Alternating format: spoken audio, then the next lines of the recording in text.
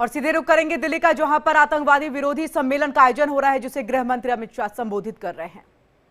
लड़ने के लिए गृह मंत्रालय ने जो प्रोएक्टिव अप्रोच बनाया है, उसमें हम एक अगला कदम लेकर आ रहे हैं। कुछ ही महीनों में national counter terrorism policy and strategy लेकर हम आएंगे, जिसमें आप सबकी भूमिका अहम होगी। भारत सरकार का गृह मंत्रालय पॉलिसी एंड स्ट्रेटेजी का दस्तावेज बना सकता है, इसमें हमें अपनी भूमिका का निर्वहन भी कर सकता है, परंतु जैसा मैंने कहा कि पुलिस राज्य का सब्जेक्ट है, लड़ना तो राज्य की पुलिस ने ही पड़ेगा। सारी एजेंसी आपके सपोर्ट में रहेगी, सूचना देने से लेकर एक्शन लेने तक। परंतु जब तक एक ऐसा ग्रुप नहीं बनेगा राज्य के अंदर जो टेररिज्म के खिलाफ जीरो टॉलरेंस का मूड रखता हो, तब तक ये सफल नहीं हो सकता।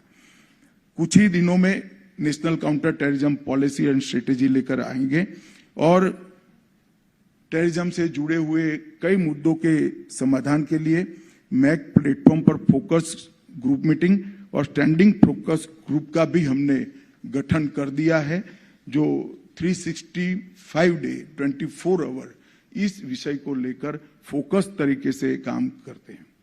मैं आज 3 आपराधिक कानूनों पर भी आपको बात करना चाहता हूं, क्योंकि राज्य के बहुत सारे पुलिस प्रमुख यहां पर है और बाकी लोग ऑनलाइन जुड़े हुए हैं।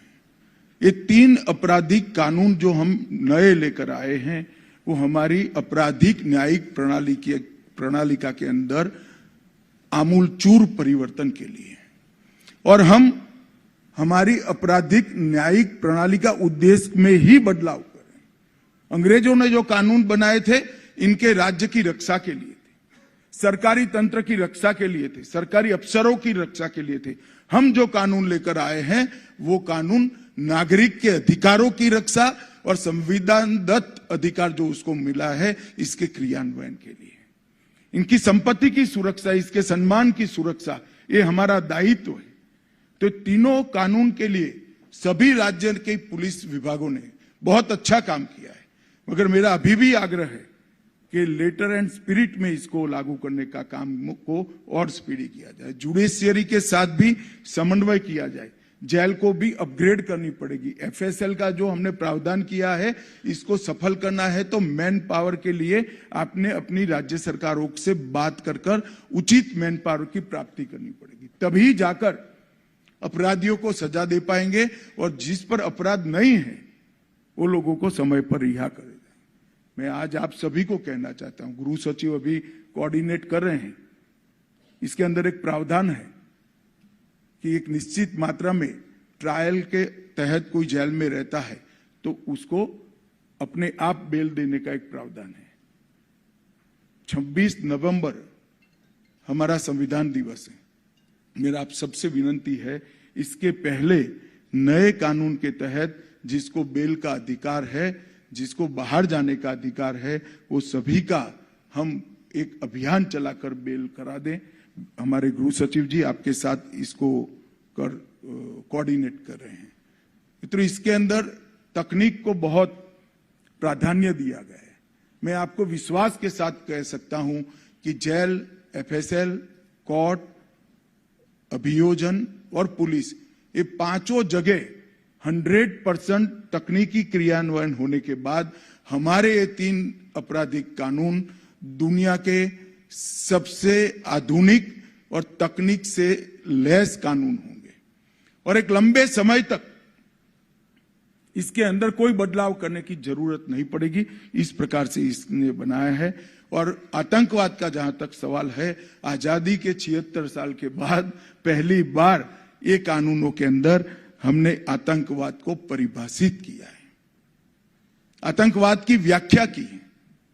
कई सारे केसों के अंदर कोर्ट के बहुत तीखे सवाल आते हैं कि टेररिज्म का मतलब क्या है, टेररिस्ट का मतलब क्या है। इसकी व्याख्या पहली बार करने का काम हमने इस कानूनों के अंदर किया है। और ट्रायल इन एब्सेंसिया, जो देश की सीमाओं के बाहर षड्यंत्र कर हमारे देश की सीमाओं के अंदर गुनाह करते हैं, इनके खिलाफ भी केस चलाने का अधिकार अब प्रोसिक्यूशन एजेंसी के साथ पास है। इसका भी उपयोग टेररिज्म के केस में विशेषकर और आर्थिक अपराधों के केस में जरूर करना चाहिए, ऐसा मेरा आग्रह है। फॉरेंसिक प्रयोगशालाओं के अवस्थापन के लिए हमने ढेर सारे इनिशिएटिव लिए हैं।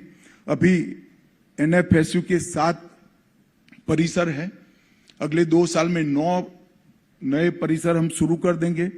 केंद्रीय फॉरेंसिक प्रयोगशालाएं CSFL अभी 7 है और 7 चालू कर देंगे और आने वाले दिनों में राज्य की प्रयोगशाला को अपग्रेड करने के लिए भी भारत सरकार कोई योजना लेकर आएगी।